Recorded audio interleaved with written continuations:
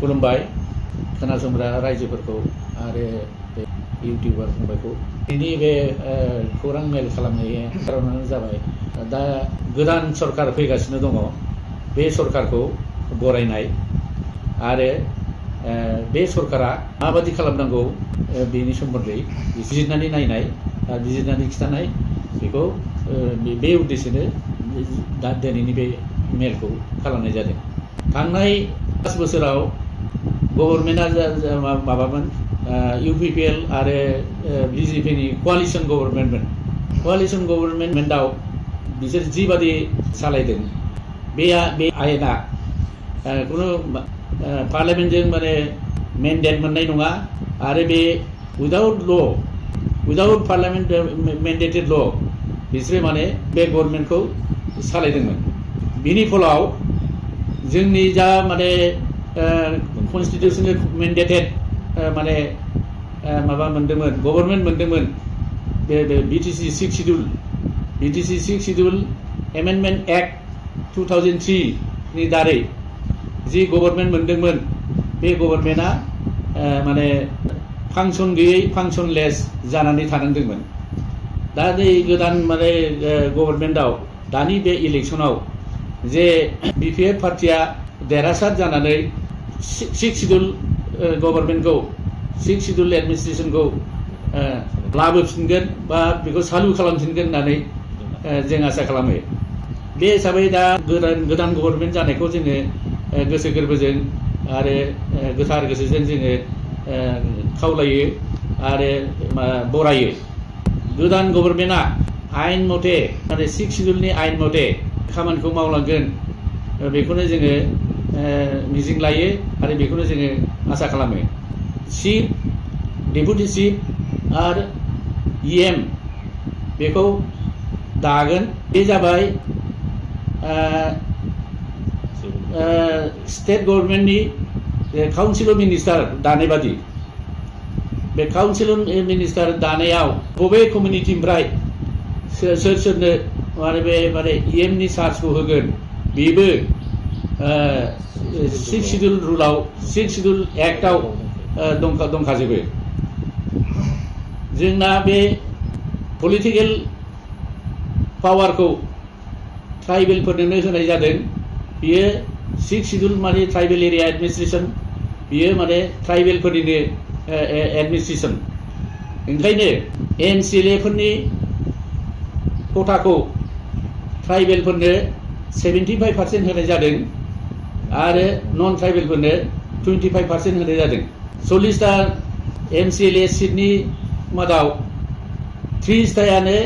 ट्राइबेलफोरनि थाखाय रिजार्भ, 5टाया जाबाय नन ट्राइबेलफोरनो रिजार्भ आरो 5टा जाबाय अपेन माने बेवहाय ट्राइबेलबो नन ट्राइबेलबो कन्टेस्ट खालामनो हायो।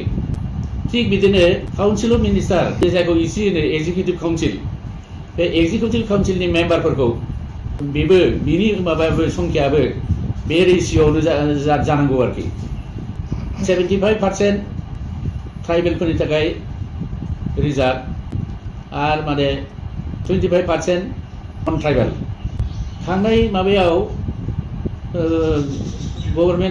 थांनायनि गभर्नमेन्टआव जों नुनो मोनो बे रुलखौ बिसोर मानियाखै। बिसोरो मोननै पार्टिनि कोआलिशन गभर्नमेन्टआव बेबो माने दाबि खालामलायदों हयथ'। दा बेहाय दाबि खालामलायनायाव माने जेरावनाखि 12 जन EM आरो 2 डेपुटि चिफ आरो डेपुटि चिफ गासै 14 जन EM दा बिनि जायगायाव बिसोरो 17टा माने EM खालामो। 17टा EM खालामनायाव बेखौबो 75-25 रेशियोआव खालामाखै। बिसोरबो माने बाहाय माने नन ट्राइबेलखौसो बांसिन EM बांसिन खालामना दोननांगौ माने समान समानथ' नङा बा बांसिनानो खालामना दोननांगौ माने नन ट्राइबेलफोरखौ। बे जाबाय एकदम भायलेसन अफ माने 6 शिड्यूल रुल। आरो दा गोदान माबायाव बेखौ रेस्टोर खालामफिनगोन होननानै जोङो आसा खालामो आरोखि। ओरिजिनेल 6 शिड्यूलाव 12टा साबजेक्टल' 12टा माइनर साबजेक्ट किन्तु एमेन्डेड 6 शिड्यूलाव जोंनो 40टा साबजेक्ट होबाय 40टा साबजेक्ट आरो खालि माने फुरा स्टेटनि साबजेक्ट मोनजोबनो माने जुडिशियेल आरो होम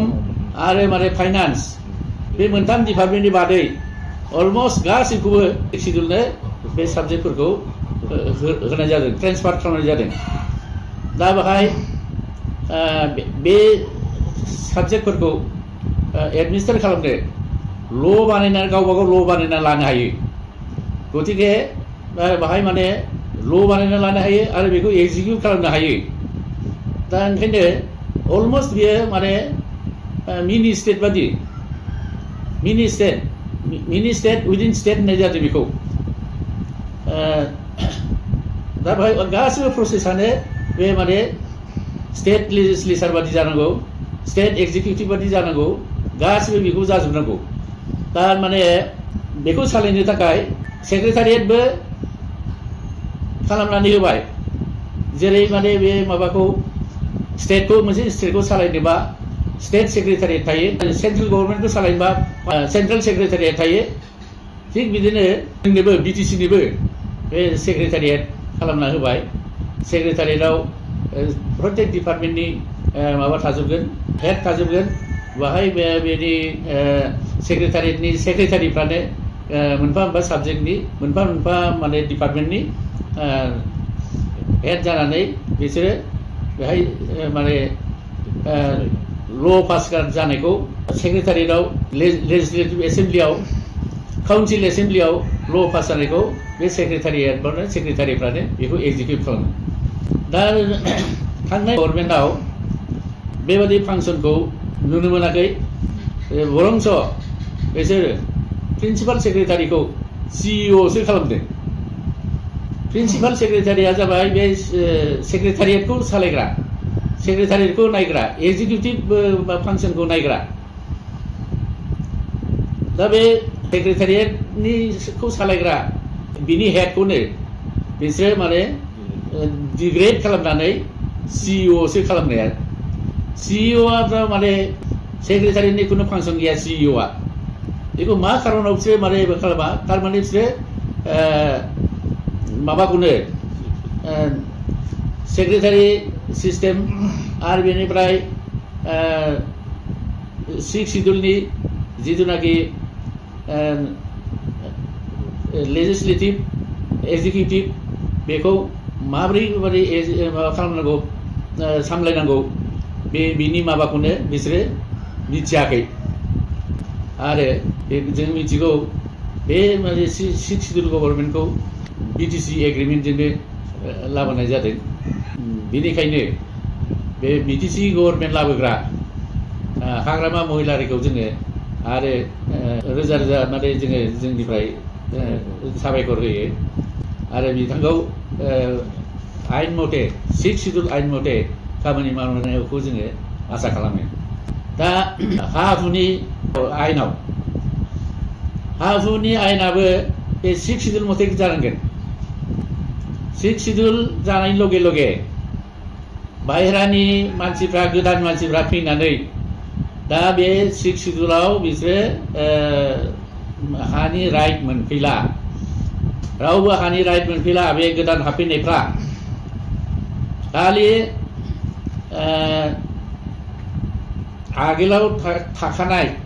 6 शिड्यूलनि आगेयाव 6 शिड्यूल जानायनि आगेयाव थाखानाय पार्मानेन्ट जायफ्रा पार्मानेन्ट बनाफाइड पार्मानेन्ट आरो बेनिफ्राय हा हु लाखानानै थानाय बिसोरो माने लेन्ड राइट मोनगोन